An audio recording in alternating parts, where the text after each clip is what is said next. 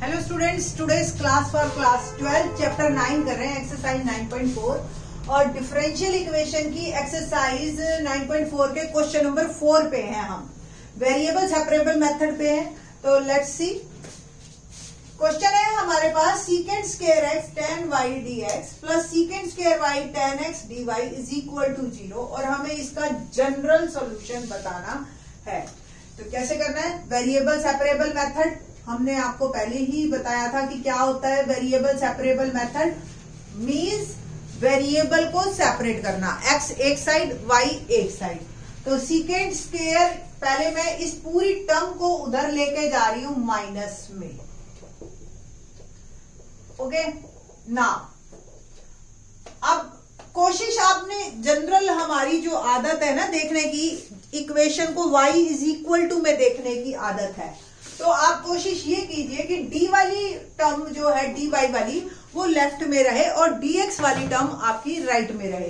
वो एक वैसे गलत कुछ भी नहीं है, बस एक सिमिट्री है, एक आदत पड़ी हुई है हमें देखने की। तो बेटर है कि ये वाली टर्म जो सीकेंड square y tan x dy इधर और ये इधर। अब देखो इसके अंदर tan x वाली टर्म है, इसको मैं उधर भेज दूंगी और इसकी tan y वाली टर्म को इधर ले आती हूँ। तो मेरे पास वेरिएबल सेपरेट हो जाएंगे, y टोटली एक साइड हो जाएगा और x टोटली एक साइड हो जाएगा। Now integrate both side.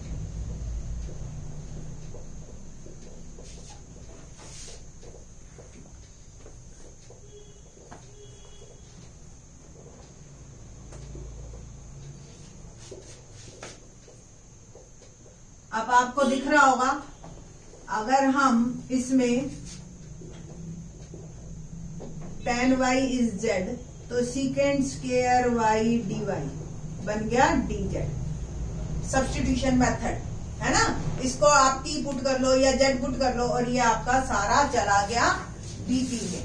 ठीक, तो dt या dz अपॉन z। ठीक, और इसका इंटीग्रेशन हो गया log z plus c। Similarly आपने इस side let tan x t ले लीजिए, ठीक है, और सीकेंड स्क्वायर x dx बन गया मेरा dt और ये मेरी साइड आ गई dt अपॉन में t। तो ये आ गया minus log t plus c। दोनों का c मिला के हमने यहां कर दिया। अब ये log वाली टर्म को उधर ले जाइए, log z plus log t is equal to c। log में आपको प्रॉपर्टी ध्यान हो, log की property log m plus log n can be written as log mn।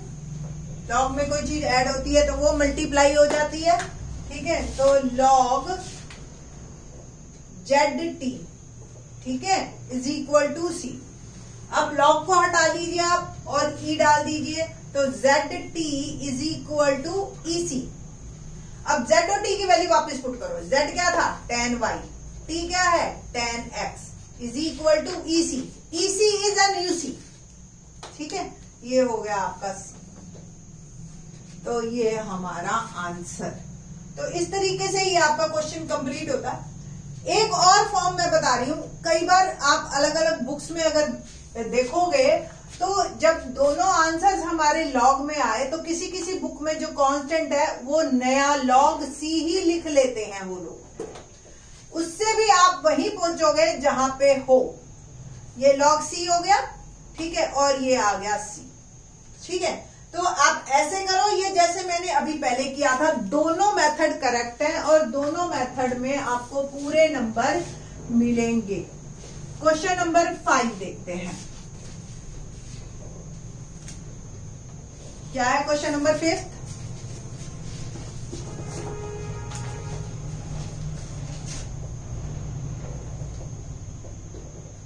ex plus e minus x dy minus ex minus e minus x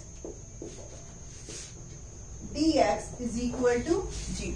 ये मेरा question है और मेरे को एक जनरल इक्वेशन या सॉल्यूशन बनाना है। dy इधर रखिए और दूसरी टर्म ले जाइए dx वाली इस साइड, तो ये माइनस में वहां जाके प्लस।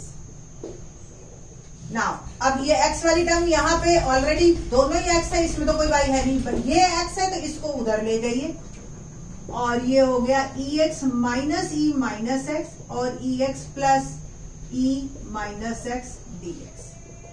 हो गए वेरिएबल सेपरेट। अब integrate both side, integrate both side dy और ये हो गया मेरा इंटीग्रेशन। ध्यान से देखो, अगर मैं इसको पुट करती हूं let ex plus e minus x is t, differentiation किया ex का ex, e माइनस x का पहले तो e का करोगे फिर माइनस x का माइनस 1 dt बाई dx, कुल मिला के ex minus e minus x dx बन गया मेरा dt। ये पूरी टर्म मेरी चली गई dt में, तो इंटीग्रेशन ऑफ dy और ये आ गया dt upon t। Integration dy का y और dt अपॉन t का log t plus c। Okay, t की वैल्यू वापस डाल देते हैं हम, y log ex plus e minus x plus c। तो यहां पे भी वैसे तो आपका आंसर कंप्लीट ही हो जाता है, क्योंकि इसमें और कुछ दिख नहीं रहा कि हम इसको और सॉल्व कैसे करें या इसको और सिंप्लीफाइड फॉर्म क्या लेके आए। ठीक है, तो क्वेश्चन नंबर 5 यही कंप्लीट होता है। This is the general solution of this differential equation. Now question number 6 देखते हैं क्या है। Question number 6, dy by dx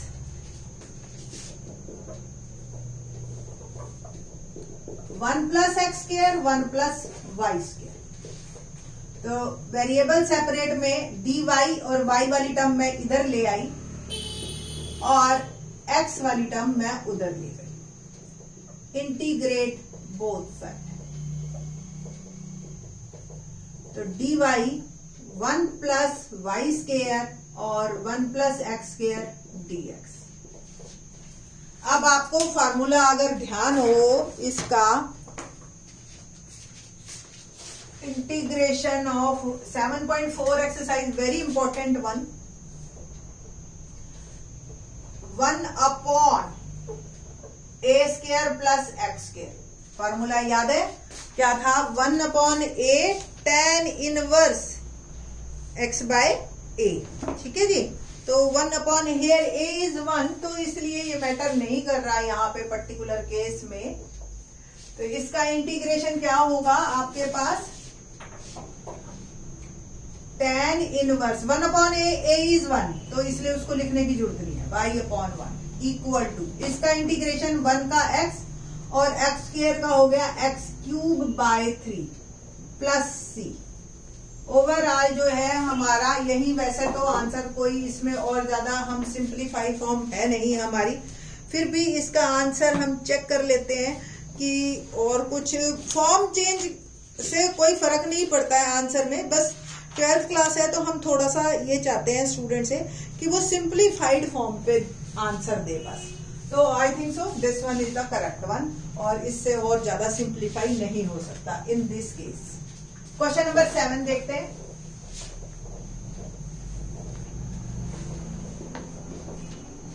क्या है question number 7? y log y dx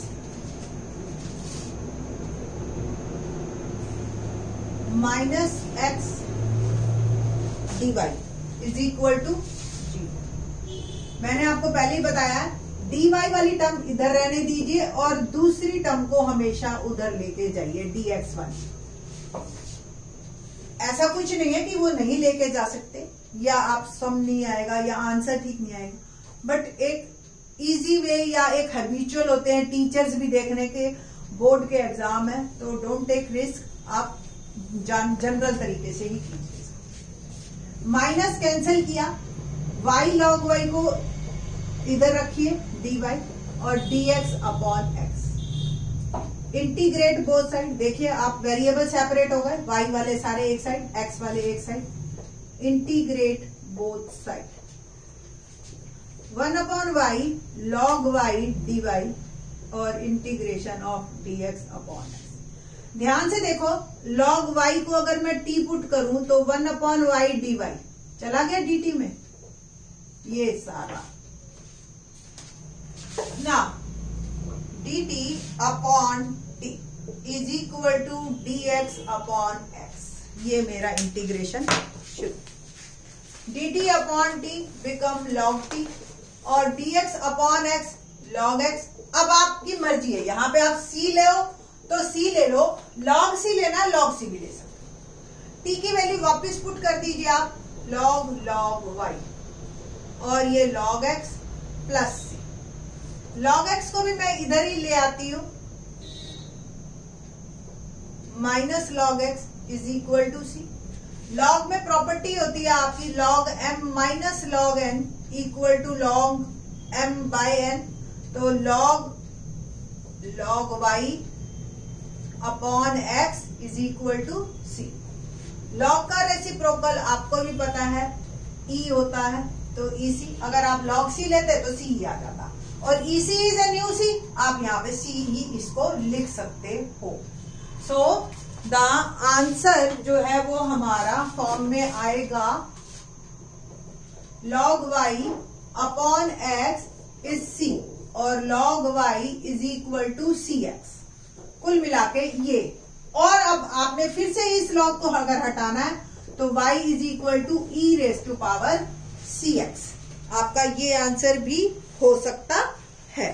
ठीक है, पीछे देख लीजिए, EC को एक नया C दिया, मतलब यहां तक आपकी वैसे मैक्सिमम सिंप्लीफाइड फॉर्म आ चुकी है और यही आपका आंसर है। ठीक है, बाकी के question number 8 onwards in the next lecture. Thanks.